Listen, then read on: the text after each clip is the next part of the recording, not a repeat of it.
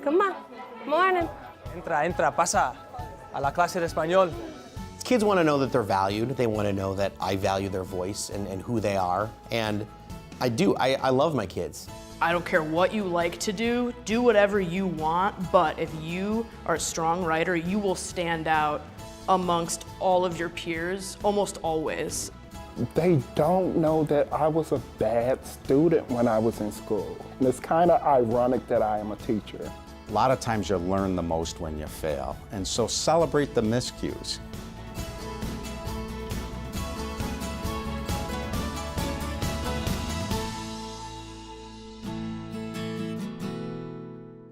Hi, I'm Kenny McReynolds. It has been said that if you develop a passion for learning, you will never cease to grow. At the forefront of cultivating that growth are some remarkable teachers.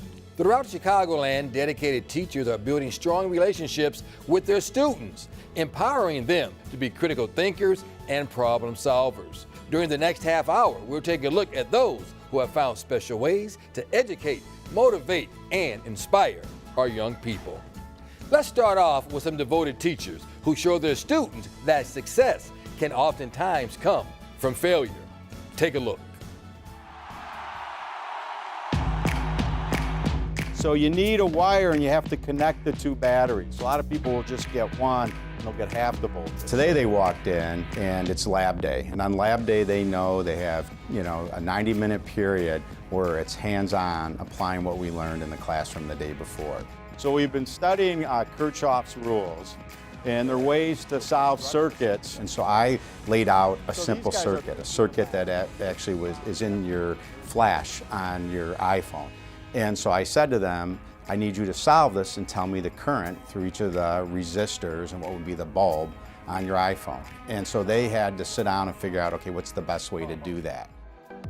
Other than being a Major League Baseball player, this is the best job that exists in the universe. I mean, it's the longest job I've had. And every other job before that, I was in engineering or I started a company, one failed, one was successful, a second was successful, but I have not gotten anywhere near the satisfaction as I have in this job.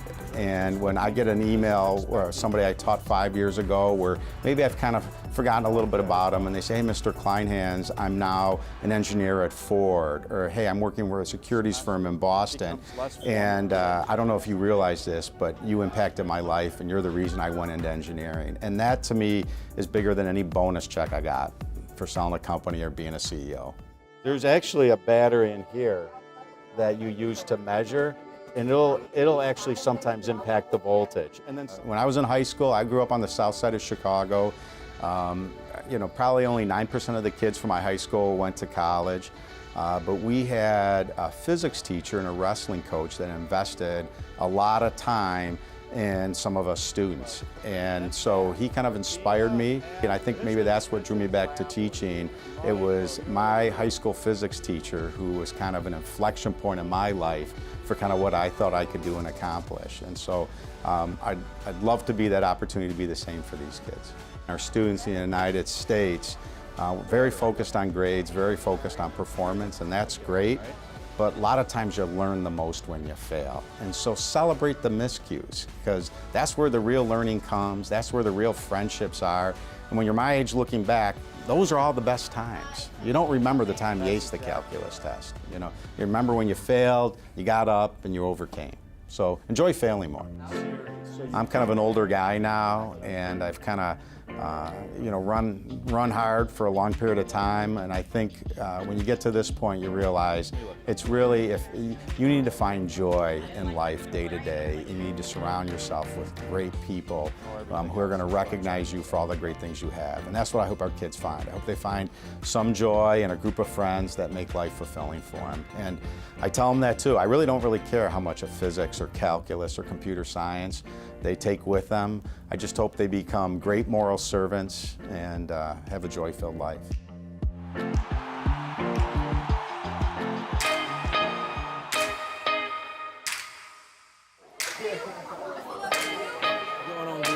You don't know your claim yet, don't make it, but you know it in your mind. I'm Dion Love, an English teacher at Kenwood Academy. Are we ready to begin? Cool, let's go, please. So typically, I guess I kind of persuade them or manipulate them in a sense to try to get them to do oral presentations. And because I want to break that mentality that they have that they can't write. And so I try to get them to speak first. And from that speaking, then they see how, oh, because I can speak and because I said this, and because this is everything that I would put on paper, I can now transfer that onto paper, and it just connects. I need you to go back within the text using both pieces, both what's written and what you've observed, and I need you to extract evidence to support your position. I grew up with my aunt, and I had to help my aunt get her GED. She didn't finish school. And so it was then in which I realized that she read at a 3rd grade level. And I literally had to help her, piece together words, make sentences, make paragraphs. And I did that while working with her, an adult. And I know that was probably kind of hard for her, but she didn't look at it or take it as any type of humiliation. She actually said, I have someone who could help me, and so she took advantage of that. And so seeing that my aunt could make it through it, I decided that I have a gift, so to say, that I wanted to help other people the same way in which I helped my aunt. All right, pause. Let me get Miss Ashford in here before we go to the next step. Miss Ash, they don't know that I was a bad student when I was in school. I was a really bad student, and it's kind of ironic that I am a teacher. What helped you, what turned you around from being a bad student to a good student? I guess me knowing that I wanted change and knowing that I could enact change, but I had to always be on top of my game, that I always had to put my best foot forward, and that I always had to succeed at everything that I put my mind to, because I didn't want to go back to where I came from, which was nothing, and I wanted to be something. You have to decide, you have to choose. I don't think that my students know that I'm teaching them life lessons, but I think in retrospect, they will come to find that I'm teaching them life lessons. However, right now, they think I'm punishing them. When our Learning to Win special continues, we'll introduce you to teachers from DePaul College Prep, Proviso West, and Bennett Academy. They're helping their students find ways to stand out, especially after high school. There's much more to come, so stick around. Learning to Win is brought to you by Huntington Learning Center. Personal attention, proven results. Hello, I'm attorney Howard Ankin. All of us in Ankin Law are honored to help present this Learning to Win special. Good teachers are vital to a person's success. Throughout my education, including law school, I've had some extraordinary teachers who've helped me achieve my goals. I remember I was just days away from graduating 8th grade, and I was staring out the library window at the beautiful spring day. The book in my hand, it was just not being read. My English teacher and the librarian, they took notice. They remarked that I should never waste an opportunity to learn. While my memory of that day still embarrasses me, the life lessons that those teachers provided, it remains with me to this day. I constantly think about not wasting time and to always remain engaged. It is our pleasure at Ankin Law to be part of the Learning to Win special. We support the important work teachers are doing throughout all of Chicagoland. Teachers just like the ones in the library that day. Thanks for watching. Welcome back to Learning to Win. We had a great time over the past few months getting to know some terrific teachers. At New Trier High School, we saw Matt Ravenscraft encourage his students to take risks in his Spanish class.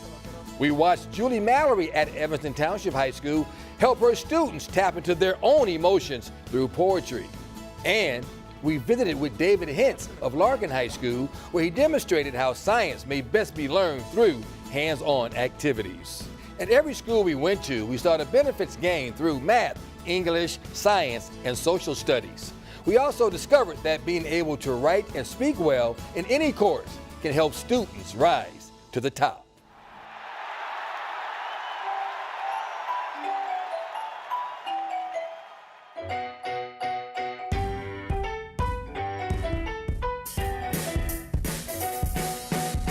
So I'm Liz Galvez, and I teach English here at DePaul College Prep. Something I noticed when I read just the baseline 10-minute write we did yesterday, where you wrote about something you hated or you loved, your flow and grammar was really good. So I'm doing a lesson with my honors sophomores, and it's called My Writing Territories. And the purpose of it is basically for them to brainstorm a giant list of things that they have experienced in their life, things that they are an expert on, that would give them ideas of what they might write about when they're told, okay, write about whatever you want. A lot of times students fall into the trap of saying, oh, I don't even know what to write. I'm going to basically be walking you through, giving you different big topics, and then after each topic you're going to have a few minutes to jot down all the ideas you can think of for that topic. I mean, writing for me has always been something I love doing, but definitely starting in, I would say, end of high school and in college especially, I started to realize how many opportunities I was creating for myself because I could write well. That's always been basically the key idea that I've tried to stress to my students, that I don't care what you like to do whatever you want, but if you are a strong writer, you will stand out amongst all of your peers almost always. You know, whether you're working in video game sound design, or you're an accountant, or you're an engineer, or you're doing something like teaching, writing is always important. It's going to set you above the rest. The place I grew up is, so how would you describe where you've grown up? I think that they would say that I'm both relatable, but also fairly strict, in that I tell them what I expect, and I'm consistent in holding them to that, but I always treat my students with respect. I mean, my third rule in my classroom is don't be a jerk. So, I mean, I try to be very real, where it's like, you know, this is who I am, but at the same time, I'm always trying to be as consistent as I can with keeping myself to that standard as well as them.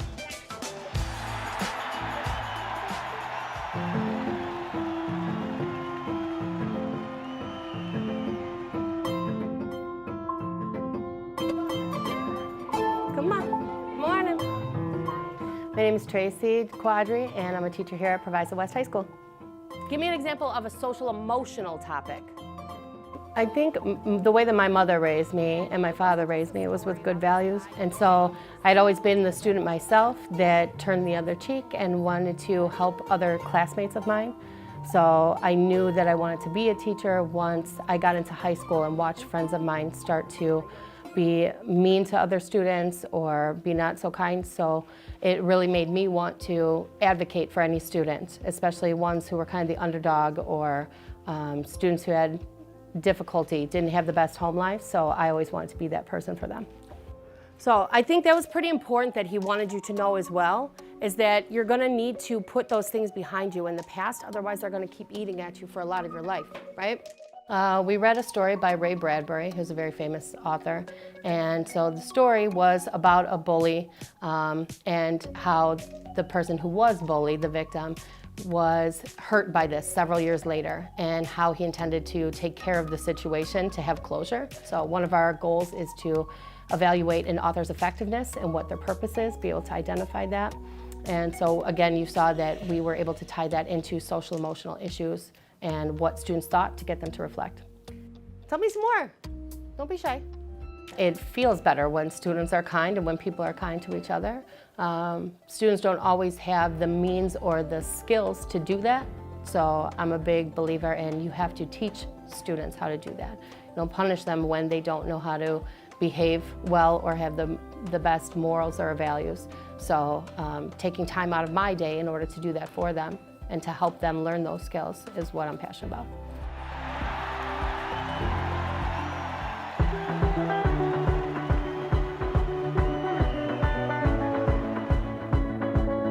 I'm Matt Krigus. I'm an English teacher here at Bennett Academy in Lisle, Illinois. But your major goal is going to be the following: to try to come up with an answer to this question right here by the end. My students today were dissecting poetry and learning how to analyze that poetry in regards to answering a question about what does freedom have to do with our dreams. The best way that kids learn is by doing. And so I give them opportunities to explore and challenge each other's ideas in class. And through talking through their ideas is usually when they tend to generate their best ideas. I want my kids to leave my classroom being critical thinkers, critical readers, and insightful writers, but I also want them to have a voice. And so part of the way that they discover that voice is by using it. Hold fast to dreams, for if dreams die, you must have hope and you must have faith. I want you to challenge each other, not just for the sake of challenging each other, but I want you to engage in discourse. Challenge each other's ideas, provide evidence, go back to the text or your own experiences and use that to propel your conversation forward rather than it just being, it's what I think because it's what I think. You're entitled to believe what you want to believe, but you need to provide evidence for why while also listening to your peers and recognizing where they're coming from. Kids want to know that they're valued. They want to know that I value their voice and who they are. And I do. I love my kids and I love what I do. It does probably show that I really do feel blessed to be able to work with them. They understand that what we're doing and the journey we're going on together here is really about me wanting what's best for them and them wanting what's best for each other. And that's when we do great things.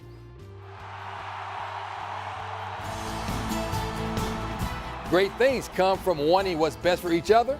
Now that's great insight. There's more to come on our Learning to Win special. When we come back, we'll check in on Bolingbrook and St. Viator High Schools. Welcome back to Learning to Win, our salute to teachers making a difference. Many of the educators we're recognizing today get their drive to teach well from their students, both past and present.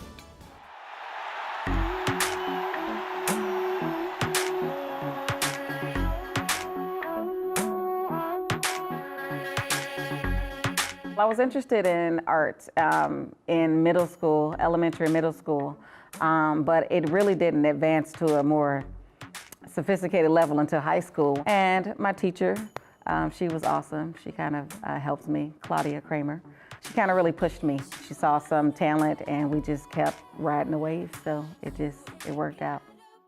So we're gonna make ourselves 2 columns. One column in that box is gonna be materials, and the other column is gonna be objects. Today we sort of set up our collage. We review what the objectives were for the lesson. And I passed out photographs that the students prepared for me in advance. And they started to figure out space. We talked about positive and negative space. And so the goal was to kind of get the shapes moving in the composition so that they can think critically about where things are and why they're putting them there. I want them to be able to find things that they relate to. I found out last week, one of the first weeks of class, we found out who students were, what some of their likes and dislikes are, but kids are only going to tell you so much. And so I think with art, sometimes they'll put stuff in the work. I'm able to find out more about them with this collage project that they wouldn't normally verbally say to me. If you like to read the paper, or if you like news, just the lettering and the text of the news itself could be a nice background space. I think we're constantly trying to come up with a solution, and what's nice about art, there isn't always a right answer, and all answers aren't wrong either. And so I think they're learning that there's many solutions to things and that they can do a little bit of everything. That's cool, Bert. You gonna use it? Yeah. Oh yeah, there's a lot of students that we've had that have gone ahead and they've graduated from here, probably worked some odd jobs while they were in college, but now pursuing a career in illustration and digital media, working for companies like Pixar out in California. So there are definitely students that have come through and then moved on and are pursuing art as a career.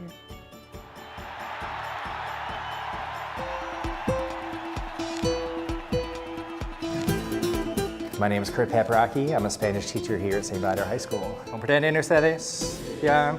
Our current units that we're talking about is vocabulary with farm animals. At different stations, there were different activities. One was a matching game. We played Go Fish.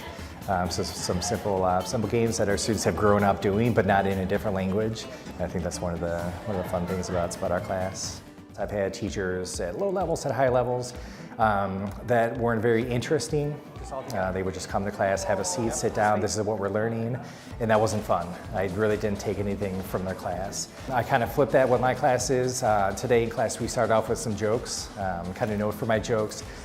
In class in Spanish. Some of my students will get them, some that won't get them, but I think it starts off class with a light mood. I see smiles on my students' faces, and I think that grasps interest right away. ¿Ustedes han estudiado o no? Un poco. Learning a different language opens up so many doors. In the past several years, I've had students that have gone off to college to start their own careers that have gotten in touch with me through emails. Some in the education field with the Spanish language, but a majority have gone into the medical field, law field, business field, and I've gotten messages that just brings a smile to my face. That's the small Spanish that I remember from your class. I can use that in the office at business. And even if that's a small amount, I think that's really important to me. When our Learning to Win special continues, we'll see how an instructor at Homewood Flossmoor High School is teaching important life skills to his students. Stay tuned. Learning to Win is brought to you by Huntington Learning Center. Personal attention, proven results. Welcome back to Learning to Win. Educating students well in the core courses is always the goal. Having them succeed in real-world situations takes a little extra effort. Check it out.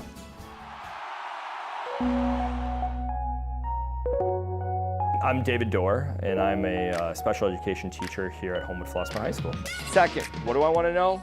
Are they hiring? And then step 3, what we're going to do today is we have a job search project.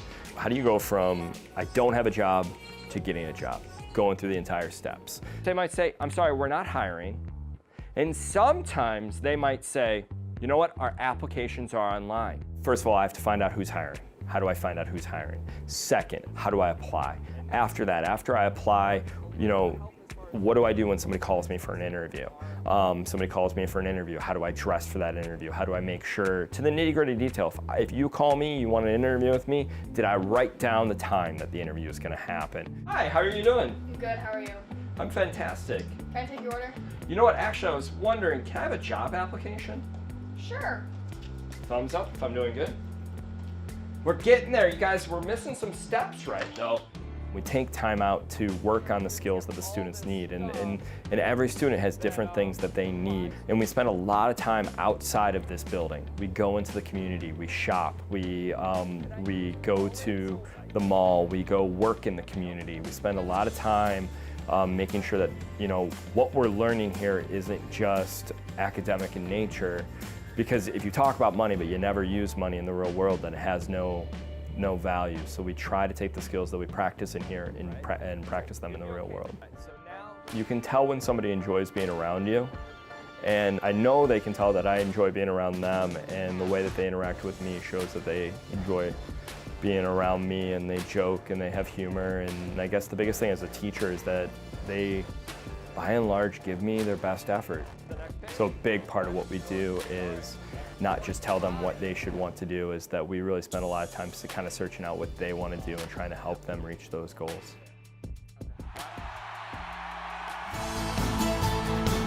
Teachers, important people doing remarkable work. From all of us here to them, thank you for your dedication.